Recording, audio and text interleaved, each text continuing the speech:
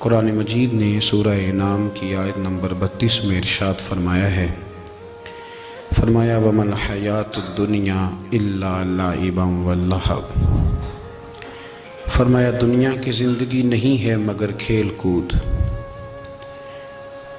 اور وَلَلدَّارُ الْآخِرَةُ، اور یہ جو آخرت کا گھر ہے، خَيْرٌ لِلَّذِينَ يَتَّقُونَ، یہ بھی ان کے لیے بہتر ہے جو اللہ سے ڈرنے والے۔ دنیا تو پہلے کھیل کود ہے، اور آخرت کا گھر بھی ان لوگوں کے لیے بہتر ہے جو اللہ سے ڈرنے والے ہیں۔ فرمایا فَلَا تَعْقِلُونَ، تو کیا تمہیں سمجھ نہیں ہے؟ تمہارا شعور اور تمہاری عقل کیا تمہیں بتاتی نہیں کہ دنیا کھیل کود ہے؟ کیا تم اس کو دیکھ نہیں رہے ہو کس طرح سے لوگ دنیا چھوڑ کر کے جا رہے ہیں؟ قرآن مجید نے جو واضح ارشادات ہمیں دیے، ہمارے بزرگان دین نے، صوفیاء کرام نے، علماء حق نے ان ارشادات کی توضیحات اور تشریحات کر کے زمانے کے مطابق لوگوں کے دلوں تک ان باتوں کو اتارا، اور دنیا کی بے ثباتی، دنیا کا کمزور پن اور آخرت کی فضیلت لوگوں کے دلوں میں ان لوگوں نے واضح کر دی۔ یہ سلسلہ سیدنا امام زین العابدین رضی اللہ تعالیٰ عنہ سے لے کر آج تک صوفیاء اور اولیاء کی جماعت میں جاری و ساری ہے۔ ان اولیاء اللہ میں سے کچھ لوگ ایسے ہیں جو بالکل قرون اولیٰ کے لوگ ہیں، جو صوفیاء کی جماعت میں سابقون الاولون کہلاتے ہیں۔ ان میں ایک بہت بڑا نام داتا گنج بخش علی حجویری کا ہے۔ حضرت ابو الحسن سید علی بن عثمان حجویری رحمۃ اللہ علیہ، داتا صاحب رحمۃ اللہ علیہ کے وصال کو تقریباً 1000 سال ہونے کو۔ کچھ باتیں ایسی ہیں جنہیں تھوڑا سا غور کے ساتھ، ٹھنڈے ذہن کے ساتھ سمجھا کریں۔ اسلام کی تاریخ 1400 سال کی ہے، اور 1000 سال پہلے کے داتا صاحب بزرگ ہیں۔ داتا صاحب فرماتے ہیں میں اس زمانے میں مرید ہوا، مجھے اجازت ہوئی، میں نے اپنے مرشد کی خدمت کری، پھر مجھے حکم ہوا، اپنے قلم سے لکھتے ہیں، پھر میں لاہور آیا۔ اگر 1000 سال پہلے سے پیری مریدی کا، طریقت کا، تصوف کا سلسلہ جاری ہے، آج لوگ کہتے ہیں یہ نئی بات ہے، یہ کل شروع ہوا ہے۔ داتا صاحب رحمۃ اللہ علیہ کے وصال پر ان کا عرس شروع ہوا، یعنی عرس بھی 1000 سال سے ہوتے چلے آ رہے ہیں۔ آج بعض لوگوں کو غلط فہمی ہوتی ہے کہ یہ آج کی کوئی نئی ایجاد ہے، اور اگر 1000 سال پہلے کے لوگ ضرورت محسوس کرتے تھے کہ پہلے کسی درویش کی خدمت کریں گے تو پھر ہمیں کچھ ملے گا، تو ہمارا تو زمانہ ہی بڑا عجیب ہے۔ یہاں بہت سارے لوگ ہیں جو کہتے ہیں میں خود قرآن جانتا ہوں، حدیث جانتا ہوں، میں خود بڑا سمجھدار ہوں، مجھے کسی کی کیا ضرورت ہے۔ بہت ساری چیزیں ایسی ہیں جنہیں ہمیں غور سے دیکھنا چاہیے۔ 1000 سال پہلے داتا صاحب، اور پھر داتا صاحب کہتے ہیں میرا کسی عام گھرانے سے تعلق نہیں، میں مدینے والے محبوب کی اولاد ہوں، سید ہیں۔ اس کے باوجود ایک جگہ پہ گئے ہیں، تربیت لی ہے، پھر وہ لاہور تشریف لائے ہیں، اور داتا صاحب فرماتے ہیں کہ میں ہندوستان کے اس ایریے میں آ کے بیٹھا ہوں جہاں زندگی کی سہولیات بھی پوری میسر نہیں ہیں مجھے۔ لاہور 1000 سال پہلے آپ اگر اس کا نقشہ دیکھیں تو کیا نظر آئے گا؟ جن لوگوں نے ابھی 40 سال 35 سال پہلے لاہور کو دیکھا ہے وہ بھی جانتے ہیں اس کی کیفیات کیا تھی۔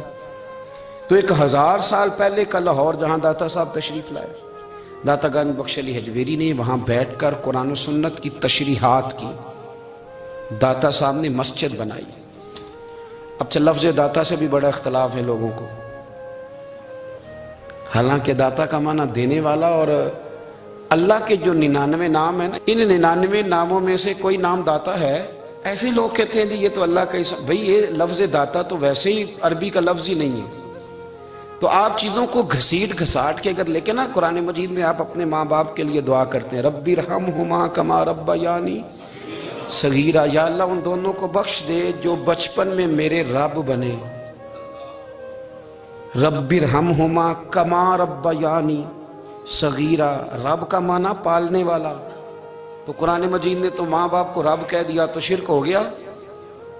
وہاں اللہ رب اور معنوں میں ہے، ماں باپ رب اور معنوں میں ہے، یہاں معنی پالنے والے کا ہے۔ ماں باپ اولاد کو پالتے ہیں نا، اصل پالنے والا کون ہے؟ اللہ۔ تو اب کسی نے کہا کہ ابا آپ نے مجھے پالا ہے، تو کافر ہوا کہ مسلمان ہوا؟ چھوٹی چھوٹی باتوں میں لوگ تقسیم کرتے ہیں اہل اسلام کی، یہ درست نہیں ہے۔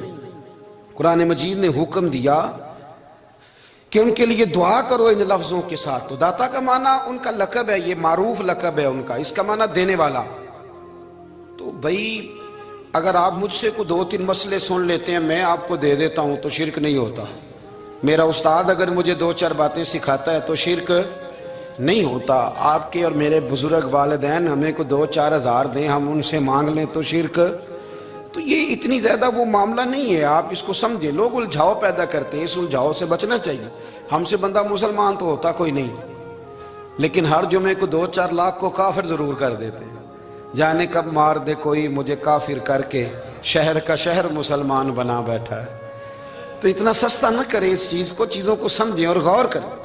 تو داتا صاحب رحمۃ اللہ علیہ نے قرآن و سنت کی تشریحات کی۔ اب ایک بات میں کہنے لگا ہوں، داتا صاحب رحمۃ اللہ علیہ، بابا فرید صاحب رحمۃ اللہ علیہ، حضرت شیخ عبد القادر جیلانی غوث پاک رضی اللہ تعالیٰ عنہ، یہ وہ بزرگ نہیں ہیں کہ جن کی تاریخ دفن ہے،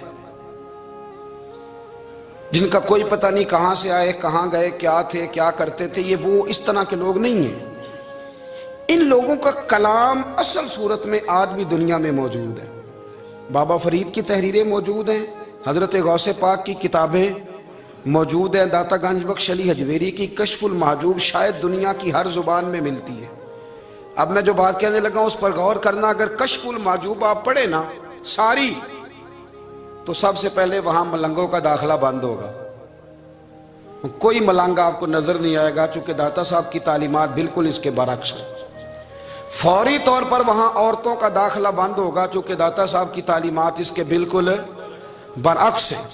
میلے ٹھیلے یہ ساری چیزیں وہاں بند ہوں گی۔ یہ کوئی کہیں نہیں داتا صاحب نے کہا کہ پنڈی سے پیدل آنا بڑے بڑے جھنڈے اٹھا کے اور میرے مزار پہ حاضری دینا، داتا صاحب اس کے مخالف ہیں، اس لیے کہ وہ کوئی ایسی چیز تو نہیں کہ وہ دفن ہے۔ داتا علی حجویری کی تعلیمات تو لکھی ہوئی ہیں، کتاب موجود ہے، اور ہر چیز کا انہوں نے بیان کر دیا اس کے اندر۔ علم سے شروع ہوئے ہیں وہ، علم، عمل، فقر۔ داتا صاحب نے تو کھانے کے آداب بھی بیان کیے، داتا صاحب نے چلنے کے آداب لکھے ہیں کشف المحجوب کے اندر، داتا صاحب نے بولنے کا شریعت میں کیا طریقہ وہ بھی بیان فرمایا۔ داتا صاحب نے تو کوئی ایسی چیز نہیں ہے جو آپ کہیں کہ باہر سے لے کے جانی پڑے۔ مسئلہ تو یہ ہے کہ یہ جو کچھ ہو رہا ہے، ایک آدمی ان کی قبر سے پھول اٹھاتا ہے اور وہ کسی کے گلے میں ڈالتا ہے تو اس کا بھی اسے 400-500 روپیہ نذرانہ چاہیے۔ یہ کہاں لکھا ہے داتا صاحب نے؟ کس کتاب کا حصہ ہے؟ ان کے مزار کو آپ جس مرضی چیز سے غسل دیں، اور داتا صاحب نے نہیں کہا تھا کہ سندل لے کے آنا تو میری قبر کو غسل دینا، انہوں نے کہیں نہیں کہا۔ کیوں زیادتی کرتے ہیں مشائخ کے ساتھ؟ میرے اعلیٰ حضرت فاضل بریلوی رضی اللہ تعالیٰ عنہ سے کسی نے پوچھا تھا، ہم بڑی لوگوں کی باتیں سنتے ہیں، مزارات پہ لوگ جاتے تھے تو نفع ہوتا تھا، اب کیا بات ہوئی؟ اب اس طرح سے ہماری دعائیں مستجاب نہیں ہوتی۔ تو اعلیٰ حضرت فرمانے لگے، تم بزرگوں کے مزاروں پہ غیر شرعی کام کرتے ہو، اللہ والے تم سے ناراض ہو گئے، وہ تو تم سے ناراض ہیں، وہ تمہاری سفارش کریں گے اللہ کی بارگاہ میں، وہ تو ناراض ہیں تم سے۔ تم وہاں جا کے جو کچھ کرتے ہو وہ ان کو راضی کرنے والا ہے کہ ناراض کرنے والا ہے؟ تو داتا صاحب نے تعلیم، سب سے پہلے آپ نے اسبات علم کا باب باندھا ہے، اور آیت یہ لکھی ہے پہلے، انما یخشی اللہ من عبادہ العلماء۔ آپ فرماتے ہیں علم ہوگا تو بندہ اللہ سے ڈرے گا، اور بڑی یہ سخت بات ہے، پر داتا صاحب نے لکھی ہے، میری مجبوری ہے، تعلیمات داتا گنج بخش موضوع ہے، یہ بات کرنی پڑے گی۔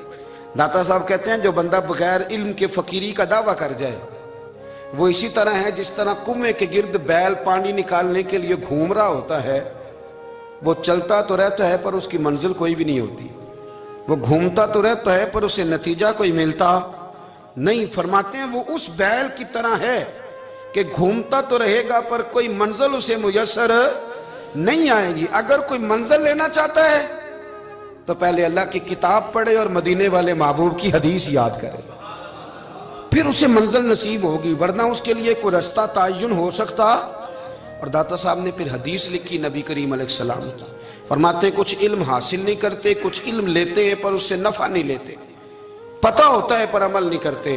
آپ نے حدیث لکھی ہے، نبی کریم علیہ السلام نے فرمایا